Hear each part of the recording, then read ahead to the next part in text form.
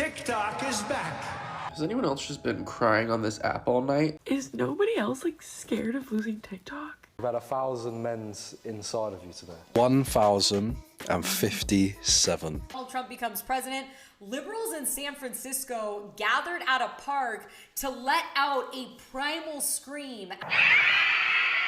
Hello and welcome to the Good Girls Tribe Show, episode 2. On this episode, we're going to talk about the TikTok ban and how the whole country was in hysteria and having all kind of emotional meltdowns and sharing all kind of crazy stuff when they thought the app was going down. We're going to recap on the girl who is set to break the record of sleeping with 1,000 men because there is another girl who wants to beat her record. And then we're going to talk about Donald Trump's inauguration. Let's get started.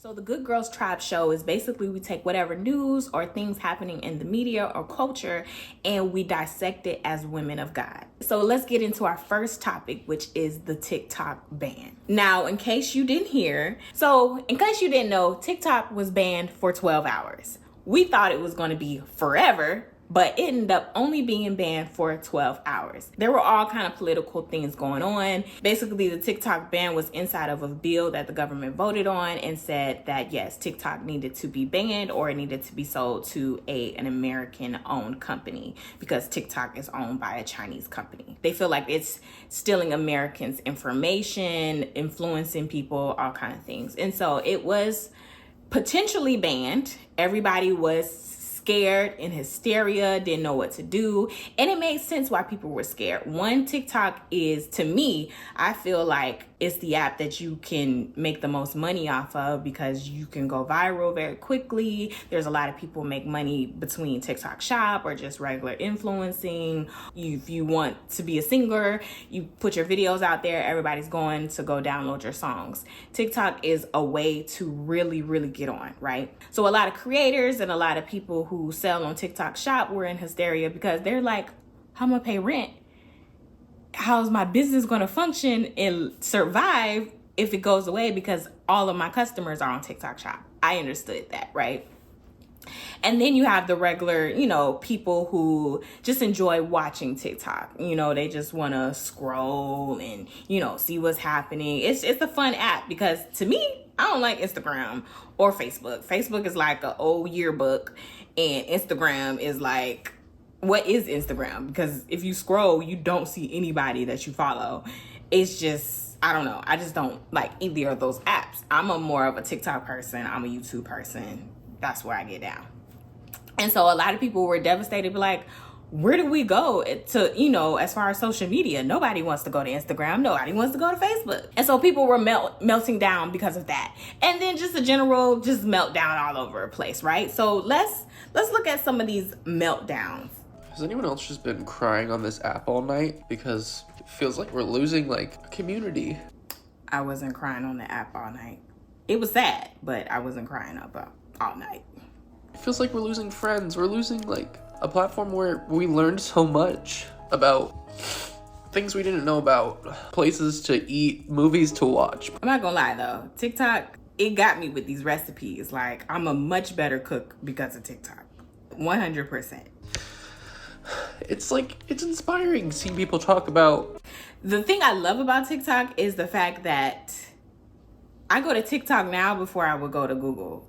If I'm trying to research something or know about something, I'm typing it in TikTok first because I'm a visual person. So I need to see somebody how to, buy a ticket to San Francisco, get a cheap ticket to San Francisco. How do you, do this? How do you make, I know how to make rice, but I Google how to make rice on TikTok the other day because I'm like, maybe there's a better way to make rice. I'm tired of my rice cooker.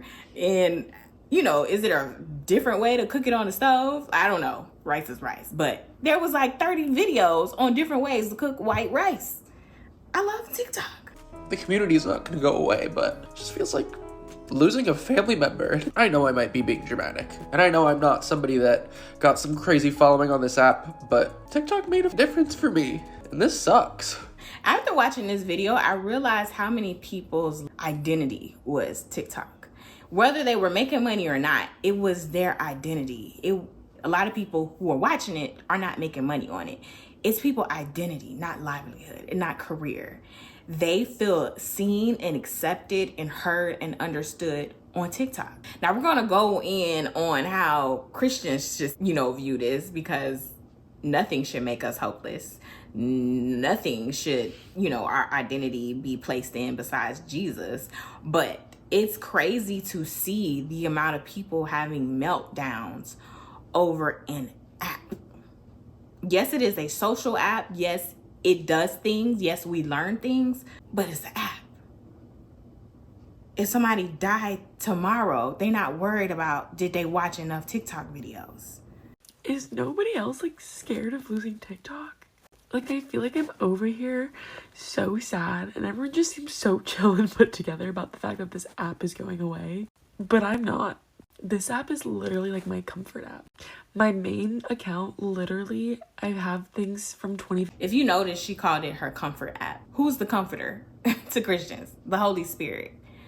People are finding their identity. They're finding comfort. They're finding peace in this app. This is them breaking down at the threat of the app being taken away. It did get taken away, but only for 12 hours. 15 Musically. It's my digital diary. My For You page knows me so well. I use this app for so much advice, news, recommendations. Like, the thought of it just being gone is like sad. And yeah, I know I sound probably so crazy right now, but I'm just like genuinely so sad. This is definitely the day and age where we're leaning on technology to be God. As I even mentioned, that TikTok is a great resource to learn things, to grow, to just know things, right?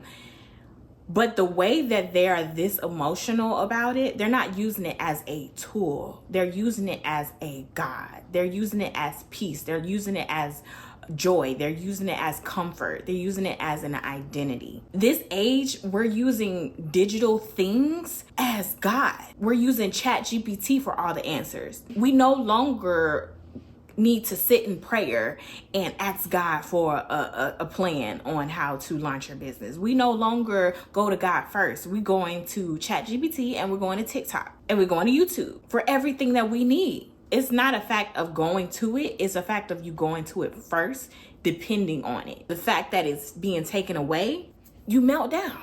You lose everything. You won't be here crying online because the app is getting taken away. It don't feel like just an app to them because they made it more than that in their heart. And there are so many videos like this. I could play you a lot. These are from non-Christians and Christians. This is another guy. This cry look a little forced. But to my point, like, people just freaking out. But not only that, because they thought that TikTok was this diary, this place where they just felt like they were so connected and understood, that they were using it as a diary. When they thought TikTok was going away, they was like, shoot, let me just share it all. So people who were putting on facades and fronts and lying to people when they thought the app was going away, they was like, shoot, well, let me go ahead and confess the lies. So there were so many creators who were actually telling the truth before the app got shut down. Okay? It was some juicy ones, but I could not find the video anymore. But there were some people who were like just telling it all. In case you missed it, a bunch of US influencers aired their confessions to the entirety of TikTok right before the US lost access to TikTok forever. Here's a few you may have missed. Fitness influencer Lexi Hidalgo confessed to only doing about half of her workouts, despite gaining popularity in 2020. Kaylee May, known as Ice Cube Girl, confessed to never having used half of her ice cube trays, which popularized her in the first place. And she made a lot of ice. Hailey Bailey claims she'd never heard of the Marie Antoinette sound, let them eat cake, even though she posted a video from the Met Gala that caused major backlash for her. And Duolingo, who are famous for their years of mascot content, finally revealed who's underneath the suit. And that's something you can't take back. But my favorite part was the backpedaling all of them had to do 16 hours later once the ban was lifted. And that's something AI could never replace. So this creator actually was a woman who, she's a big influencer on TikTok, and basically she makes these videos about how to make these creative ice cubes. She'll sell all these ice cube molds and put all kind of interesting things in it, like watermelon, just different type of things in, and make like watermelon ice from these ice cube molds, right? She's selling all these things. In this video, right before TikTok got shut down, she's confessing like, I didn't actually use those things. I was just selling it to y'all. She don't even like ice in her drink, but she's selling it to y'all. And that's an example of a lot of people turn to creators for all of their information, for their source. And though it is a great thing to learn from and it can be very handy and you can use TikTok as a tool, you can use ChatGPT as a tool, we should never get on there thinking like, oh my gosh, this is refreshment, this is encouragement, this is everything. Oh my gosh, I look up to these people. They're so great. They lie. Because they need their bills paid too. And that's why a lot of other people were melting down because TikTok was their job. It was their source. I'm not saying that you shouldn't be sad because your job taken away. I understand those people. But even the people who made money off of TikTok and it's being taken away, it even shows like, who is your source? Is God your source? Or is TikTok your source?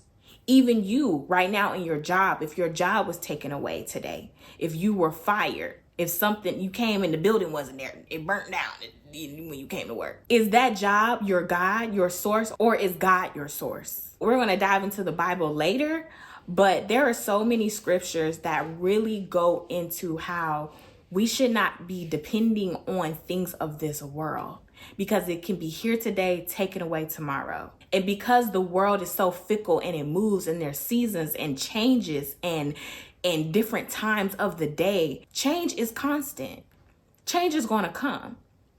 Are you going to crash and burn when the change come? Or are you going to be just fine and continue to be grateful and happy and steadfast? Because change in your job, your spouse, your money, your position, your status, your friends, your family is not who make you. It's not your identity. God is. So you have all of these creators who are sad because money was taken away from them. All these viewers are sad because TikTok is taken away. All these people who, because it's being taken away, they're being forced to tell the truth.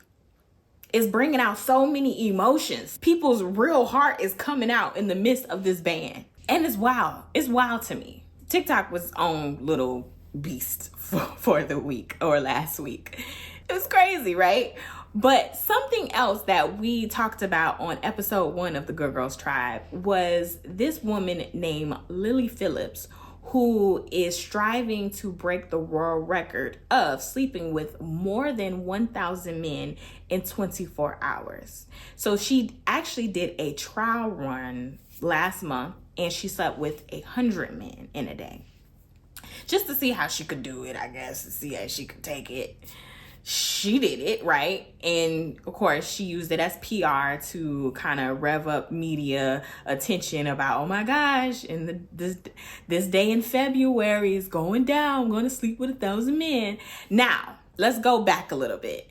So she set the goal to sleep with 1,000 men because previously a woman named, I believe her name is Bonnie Blue. I think her name is Bonnie Blue. Bonnie Blue had a world record of sleeping with about 915 men in one day.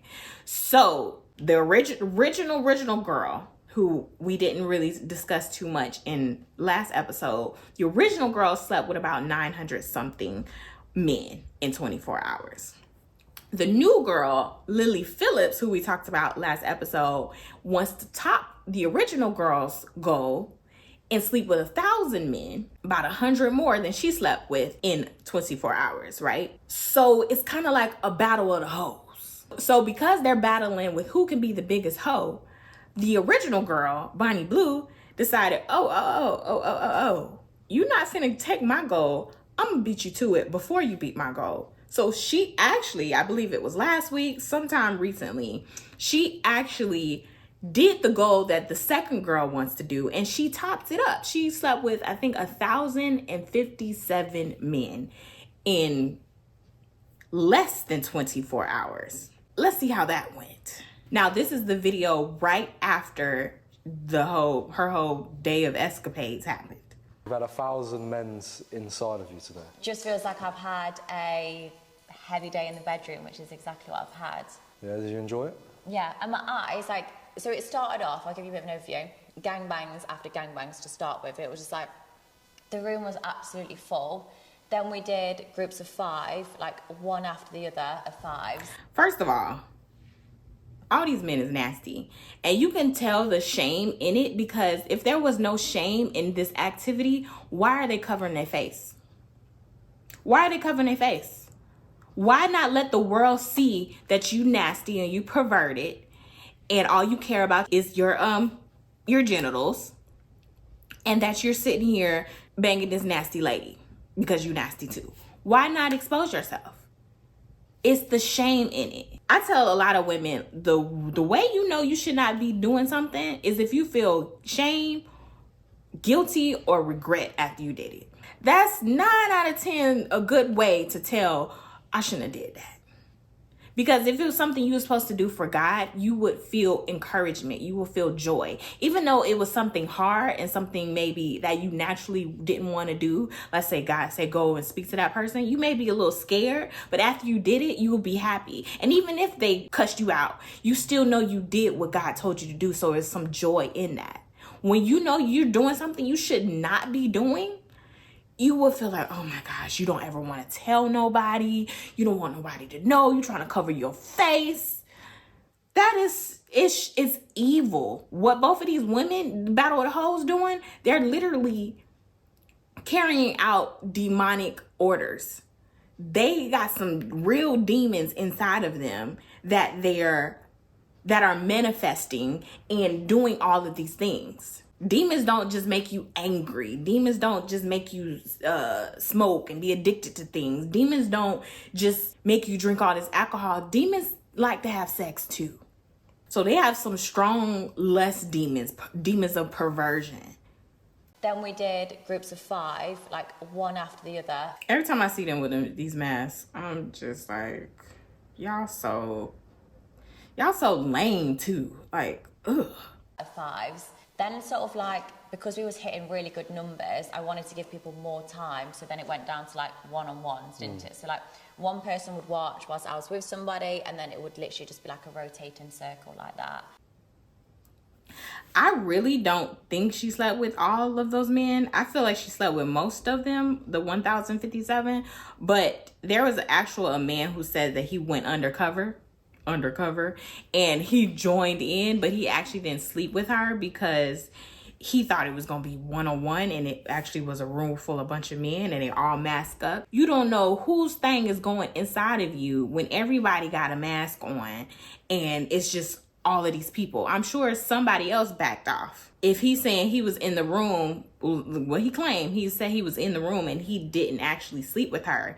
He just stood back and watched as a undercover witness of everything. So I'm sure there's other people who probably was like nasty and signed up and went and then got a little scared when they went and didn't do it. So I feel like the numbers could be a little off, but I guess at least there was 1,057 men got in the room. I don't know how they counted, but I'm sure a couple of them numbers are false, but still nasty. And so this is her again after kind of promoting it as well as, oh my gosh, I slept with these 1,057 men. 1,057. A number I am very proud of. Something your parents should be proud of, actually. 100%. You'll think I'm joking. Something your parents should be proud of.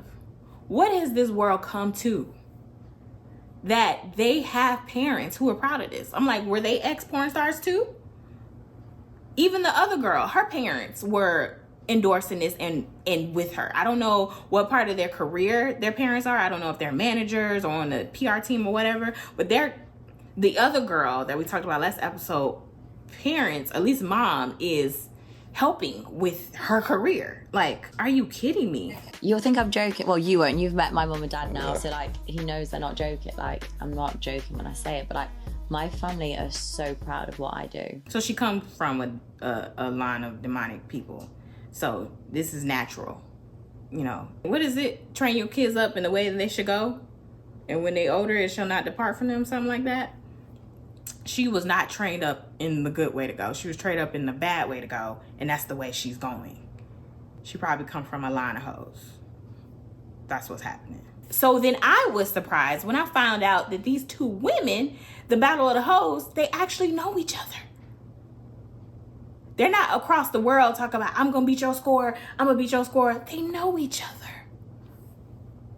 What? These two, you've probably heard a lot about them, especially if you're on Twitter. But please allow me to explain what they've been up to in football terms. This is Bonnie Blue, and if you don't know what she's been up to, you've probably been living under a rock. But let's just say that 1,000 number signifies an achievement within her industry. On the other hand, this is Lily Phillips. Let's just say she has attempted what Bonnie has done, but not quite on the same level. Now, in their sport, the numbers don't lie. They are achieving goals and assists at the highest level. He trying and to it make kind of this reminds like me a of a funny debate we thing. have It's not between funny two about it. elite footballers.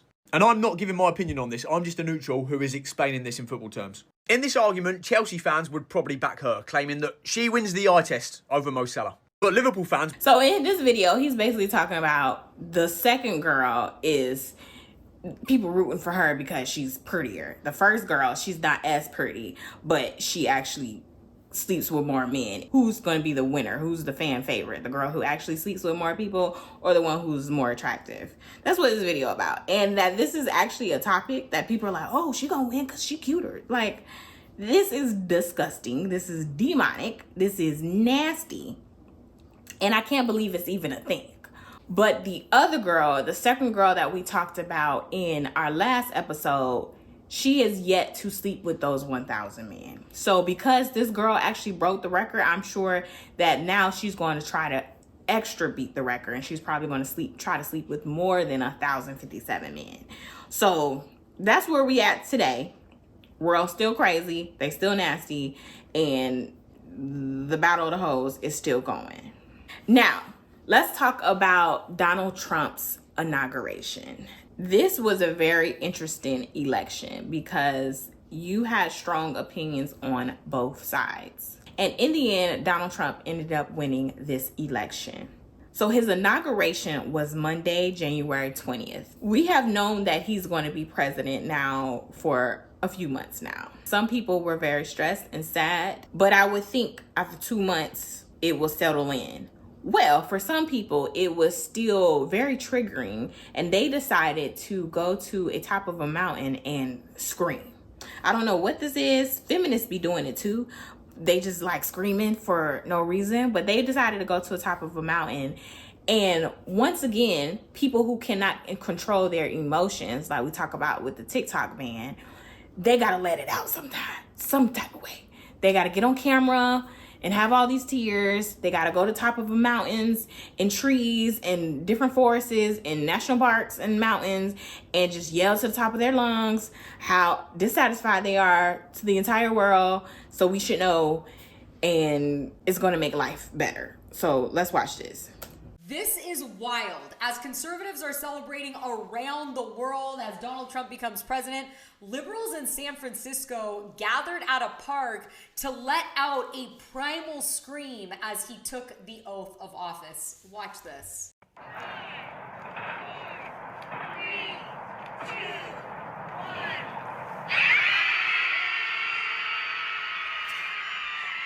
Based on the fact that he's signing 200 executive orders today and the plans that he announced for his presidency, you might want to make this a weekly meetup. As always, I want to hear what... That was quite a lot of people. It wasn't just like a handful of people. That was a lot of people who joined to climb that mountain to go and scream about how dissatisfied they are that Donald Trump is now in office. And so it wasn't just them. Of course, they're the most extreme. You know, you got a lot of extreme people who are going to let you know that they're upset with different things. But then you have other people who continue to take to social media to just do different things to let other people know how dissatisfied they are and how emotionally irregulated they are.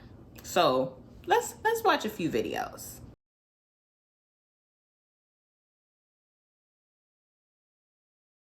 I hate the way that you dress. I hate the way that you... That was very strong attitude. Lord, that is... Are you okay? Okay, I made a quick video basically just saying, like, isn't it so funny that Trump's inauguration coincides with Blue Monday this year? Why did they pick that day? Realised that the president's, like, inauguration is always on the 20th. Unless that 20th falls on a Sunday, then it always is the Monday. But it's still funny to me that obviously Blue Monday is the third Monday of January, third Monday in January. And it just so happens that this year, the third Monday happens to be the 20th of January, which is Blue Monday and the day of Trump's inauguration. Like, the universe was like, oh, you want terrible things to happen? Happy Blue Monday. Here's a new president. I find that very funny. I think it's an amazing twist of fate. And I think that that's really going to show you how the next 4 years are going to go. And for that, happy Blue Monday, and here's to depressing 4 years. First of all, I've never heard of Blue Monday. I don't know what that is. I don't know if it's like a red moon and all kind of stuff. I don't follow those. I don't follow horoscopes. I don't do none of that, okay? God is my God. Everything else is things that happen. I don't follow none of this. I'm sure Blue Moon is some type of spirituality type stuff, okay? New Age type stuff. And I guess Blue Moon coincided with the inauguration, and I don't know if it's a sad thing, but these are people who obviously, from what I'm picking off, she's not a believer. I would be so surprised if she was. But it's letting her know that this is going to be a depressing 4 years because his inauguration coincided with the Blue Monday. The universe has showed her these things. You know how crazy people sound when you are just led by your emotions and when these things are your God. Whether you're right or left, the government, the president, politics, the Congress, House of Representatives, none of them dictate your future. None of them dictate your life.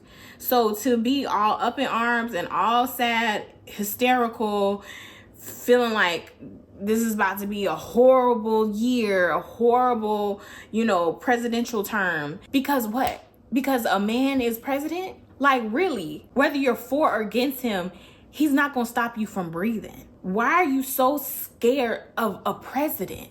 Why is this person making you so emotional, so reactive? It shows who's your God and where your hope is. It's not in God if you're that distressed when he was elected president. And so this girl is also showing a video. She must be a young girl. And she's saying 8 years ago, when the first time Donald Trump was elected, her whole class was crying. And I'm like, 8 years ago, that's a long time ago. So either you in high school and people crying in elementary school. I'm like, when people put on their fears and their false gods to their children, now children out here crying in elementary school, middle school, even high school.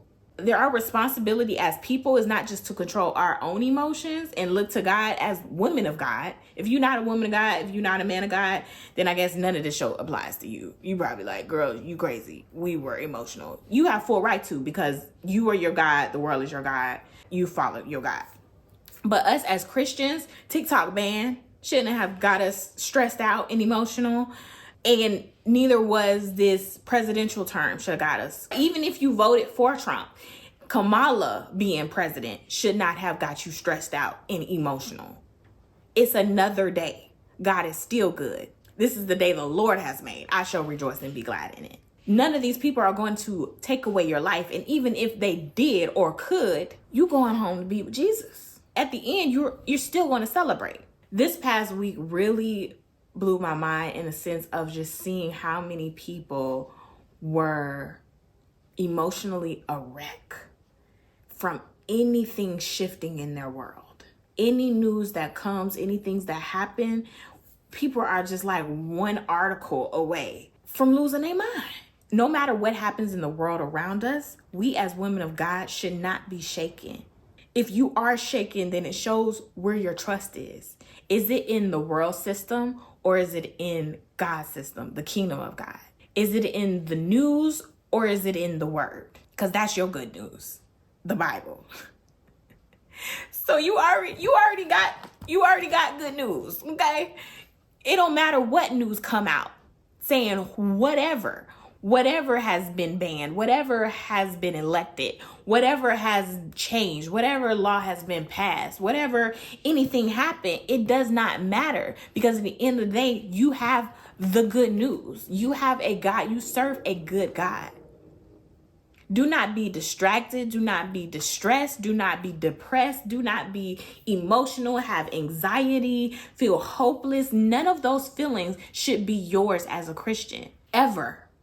And when it is, it shows that something is wrong. And it's not something wrong on the outside. It's not something that a law needs to be passed, a different person needs to be elected, something needs to not be banned or be banned. It's something wrong internally. It's something wrong in your heart and in your mind because your focus is on those things instead of on God. Your hope is in those things instead of in God. Your mind is on those things instead of on God. Your God is those things instead of it being God. So let's apply all of this to the Bible, right? In Psalms 121, it says, the Lord is my keeper. He will not let you be moved. God is not going to let you be moved. He's not going to let you be shaken. He's your keeper. He holds you. He has you. He knows who's going to be elected. He knows who's not going to be elected. He knows what's going to be banned. He knows what's not going to be banned. He knows when you're going to lose your job. He knows where your next job is. Psalms 55 says he will never allow the righteous to be moved or shaken. God is not going to allow it. So why are we being shaken? Philippians 4:4-7 says, rejoice in the Lord always. Not sometimes. Not on leap year. Not if this person is elected and not elected. Not if you have something, not if your job's still here, but always. Again, I say rejoice. Let your gentleness be known to all men. The Lord is at hand. Be anxious for nothing, but in everything by prayer and supplication with thanksgiving, let your requests be made known to God. And the peace of God, which surpasses all understandings, will guard your hearts and minds through Christ Jesus. So when you give it to God, when you're thanking him, when you're coming to him, when you're asking things from him, he will give you his peace. It won't make no sense. You'll be like, how can I have peace in a world like this? He will give you his peace that will make no sense, and it will guard your heart, and it will keep you. My second favorite verse, which is Isaiah 26:3, says, he will keep him in perfect peace, whose mind is stayed on him because he trusts in him.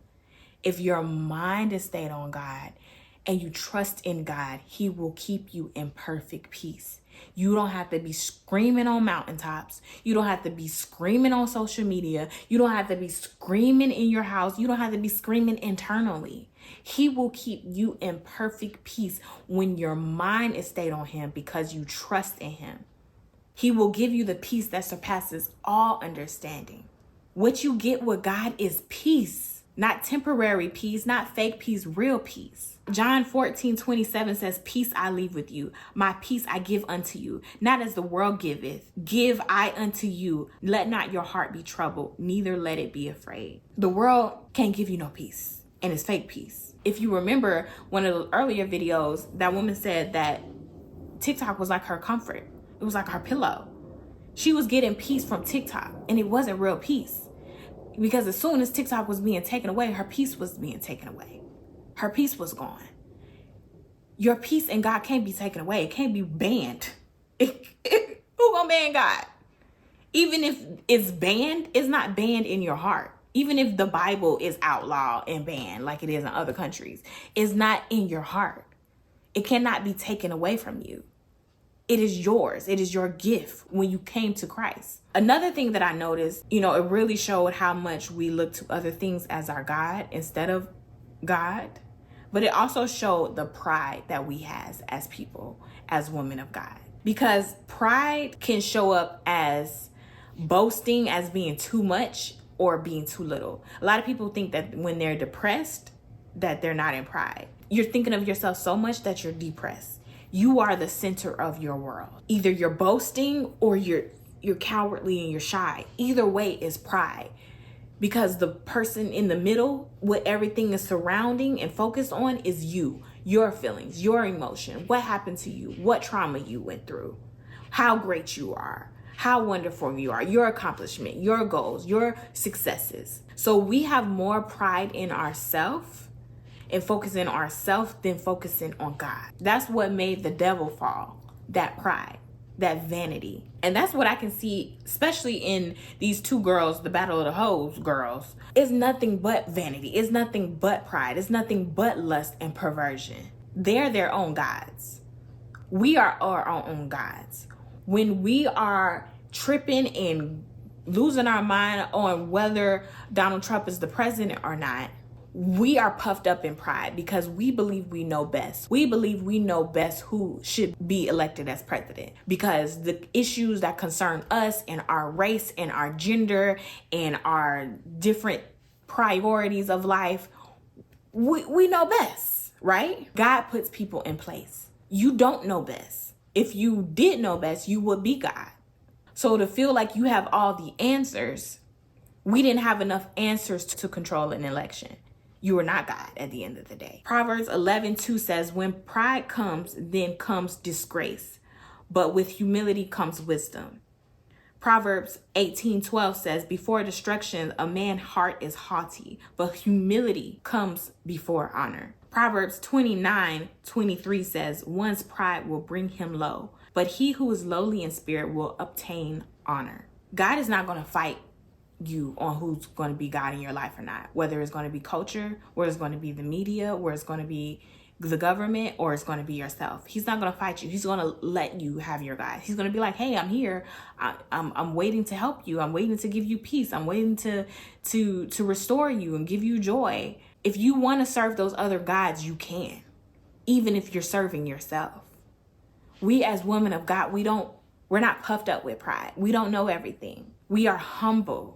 We look to God. Our hope, our source, our sustenance, our, everything that we need comes from God. It doesn't come from Biden. It doesn't come from Trump. It doesn't come from Obama.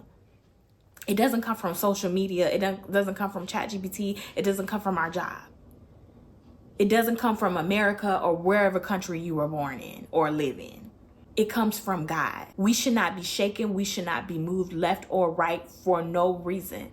We're always supposed to be rejoicing, happy, at peace, calm. And when we do get angry, it should be a righteous anger for injustice, from things that go against God. But other than that, what are we mad at? Don't let anything steal your peace. So I really encourage you all to renew your trust in God, renew your faith in God. And not only that, repent of pride. Even if you don't think you have pride, that's the number one marker that you do have pride. Because it's sneaky. And it don't look like I'm all puffed up and I'm a very grounded person. I don't be boasting. I don't be talking about my Lamborghini and things. Most of us don't have one anyway. But it still can be sneaky, even if you think that you know it all. Even if you're sad. That's pride. Because the root of it is about me and my emotions and how I feel about things. So I really encourage you all to really take a deep dive on these scriptures, really renew your trust in God, and repent of that pride and just continue to walk with God. A lot of stuff happened this week, but we're still here, thank the Lord, and we will still rejoice in the Lord, and we still good. We still women of God. We the good girls that He called us to be. All right, so thank you for watching the Good Girls Tribe show. I will see you next episode. Have a good day.